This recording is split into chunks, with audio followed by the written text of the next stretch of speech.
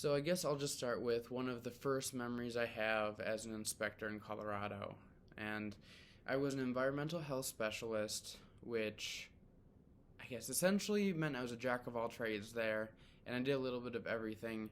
But one of my main programs, and I guess the most interesting program to me, because I felt like I was making an impact and I was helping people, was the residential housing program. And so in that program, the majority of our time was spent responding to complaints, usually from tenants, about the conditions their landlord was making them live in. Um, there were other instances too, but I'd say by and large, the lion's share of the cases were of tenants concerned about how they were forced to live. And so we would let the landlords know that they had an obligation to provide suitable housing conditions. And we had lots of books, the Uniform Housing Code, and local statutes, state statutes that we would cite. But so, one of the first cases, and this was like inaugural, this was at probably my second day in training. And I'll probably have to obfuscate some of the names in this. I don't know how much I'm allowed to say. I don't want to get in legal trouble if these videos ever, wind up somewhere. But one of the older inspectors who was like my dad, actually, a lot of people, they would call me the boy because I was 22 and he was 60. And we both had glasses and we'd wear hats and the same kind of flannel shirts. So we would sometimes go out on inspections and he would say, "Oh, I'm his dad, like I'm just training him," as a joke. But people would think that's true. And so my nickname was the boy because we'd get calls to the health department. "Hello, I'd like to speak to the boy, please." And they would ring back to me. They'd be like, "Hey, boy, you've got a call." And I really liked him. He was the nicest guy, funny and smart, that older inspector, and I really appreciate all he gave me. But anyway, I was out with him. I totally digressed. That was a tangent. I'm sorry. Back to the story. Me and him went out a second day as an inspector, and he was just showing me the ropes. We got a call about a house. It was kind of in the downtown area, nicer area, one where we don't usually get a ton of complaints, I later learned. But it was this young woman, probably about my age, a little bit older maybe, mid-20s. And this young woman, I guess she had just moved there, and her landlord had all sorts of problems. A lot of them were for the regional building department, but what she wanted us to look at specifically was, and what a lot of people were concerned about, was mold. And I guess she was worried that one of the kitchen appliances, I think it was the dishwasher or the sink, was leaking. So we went out there, me and the older inspector, and met her, and we were doing the inspection. It was all well and good. She showed us the kitchen, which had some minor signs of water damage, and the older inspector told me, "Hey, why don't you go down into the crawl space?" And I was like, "Well, won't you come with me?" And he was like, "Oh, my bad knees," which he was obviously just, I'm the new kid. I have to do all the poop work, the less favorable work. So whatever, I understood that. So I asked him to tell me what to do. I crawled down there. It was a long, steep drop off, and then it went over. So I put a flashlight in my mouth, and I went down and I took some pictures, trying to get photos of the water damage dripping into the crawl space. I was also pretty worried about spiders because the tenant told me that there was a whole bunch of black widow spiders down there, which, this schmuck from Minnesota, never seeing any dangerous spiders like that, terrified me. But thank goodness I didn't knowingly see any. I don't really know what they look like, or brown recluse, or all these other things I learned later about.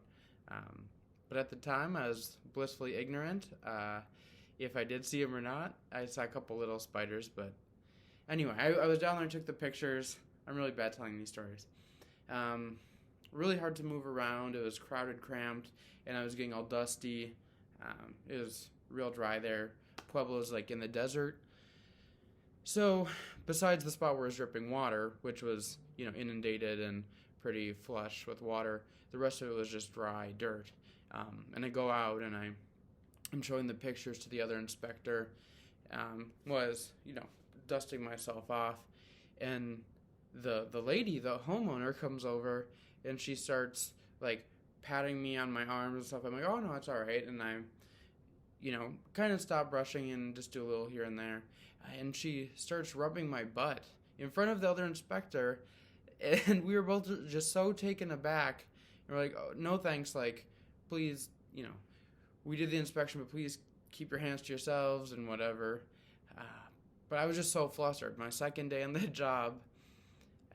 And that's what happened. So he teased me about that. The other inspector did for my whole time there.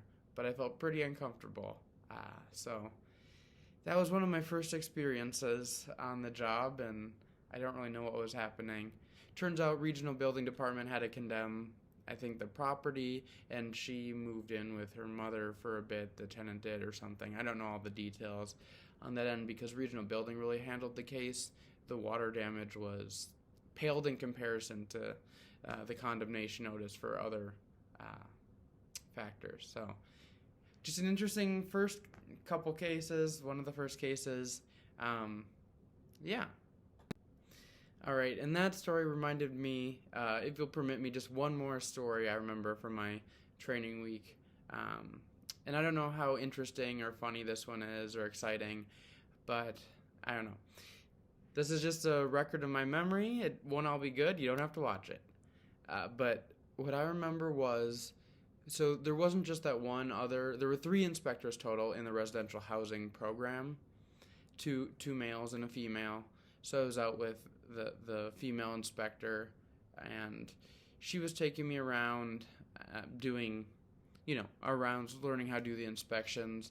And there was one, and I believe it was the fridge didn't work, the windows didn't shut, and so it was letting in cold air. It was winter time, so obviously that's going to be annoying, and smoke detectors or something.